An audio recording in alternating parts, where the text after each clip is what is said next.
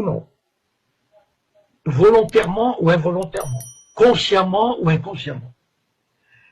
Les Berbères, je dis les Berbères, mais bon, on dit les Amazighs ou les Berbères, bon, moi j'ai toujours appris à dire les Berbères, je suis désolé si ça... Mais enfin bon, donc qu'ils le veuillent ou non, ils sont l'objet, ils sont entrés dans une combinaison mondiale, ils sont entrés dans un jeu de forces internationales.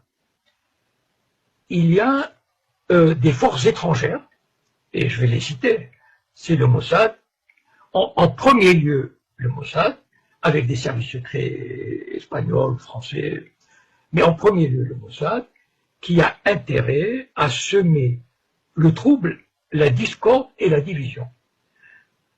Et ça, on ne peut pas échapper à ça. Et je vais vous raconter une anecdote qui m'est arrivée il y a presque une douzaine d'années. À l'époque, je n'étais pas du tout connu. C'est-à-dire, il n'y avait pas Facebook, je ne faisais pas de conférences, et j'avais l'habitude de me glisser dans les réunions du Bnei Brit, par exemple. Le Bnei Brit, c'est la franc-maçonnerie juive mondiale. Et j'ai assisté à la réunion suivante. Je ne sais plus comment je suis allé, mais je suis arrivé. C'était la loge Ben Gurion à la mairie du 16e arrondissement. Et cette loge avait invité des Berbères d'Algérie, 5 ou 6, qui représentaient des associations de Berbères. Et moi, bon, assis quelque part comme ça, tranquille, j'observais. Et il y avait presque une centaine de personnes. Enfin, c'est une loge très importante. Ce sont tous des juifs sionistes. Et là, ils ont commencé à leur dire, oui, c'est bien, vous menez un bon combat pour votre identité culturelle, votre culture. Enfin, ils les caressaient dans le sens du poil.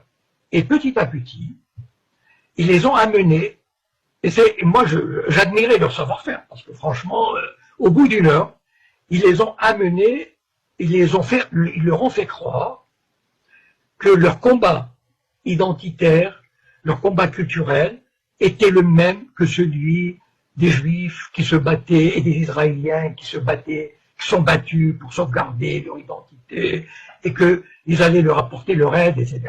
Et c'est là, c'est la première fois où j'ai pris conscience que les organisations judéo-sionistes s'intéressaient aux problèmes berbères.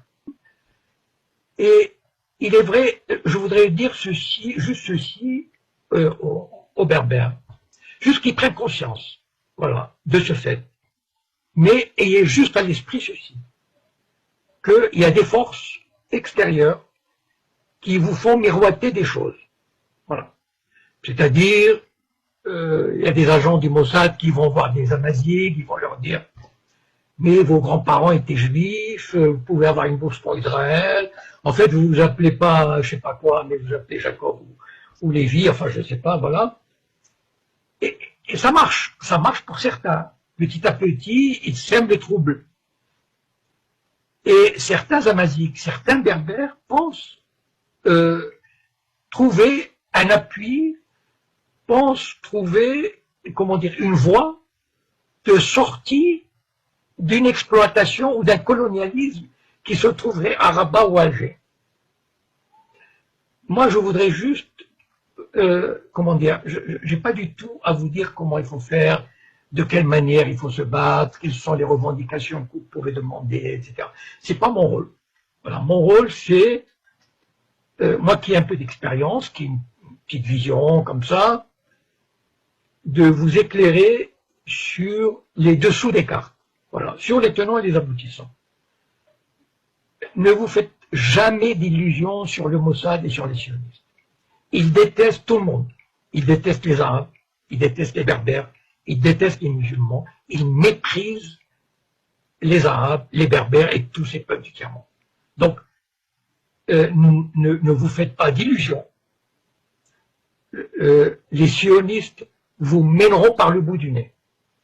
Je pense que nous avons vous savez, le but du sionisme, il l'a montré en Irak, en Syrie, en Libye, c'est de détruire ces sociétés, de détruire l'unité nationale, de détruire tout ce qui est un État moderne. Et les Berbères, je vais vous dire, si vous marchez dans cette combine, vous serez emportés.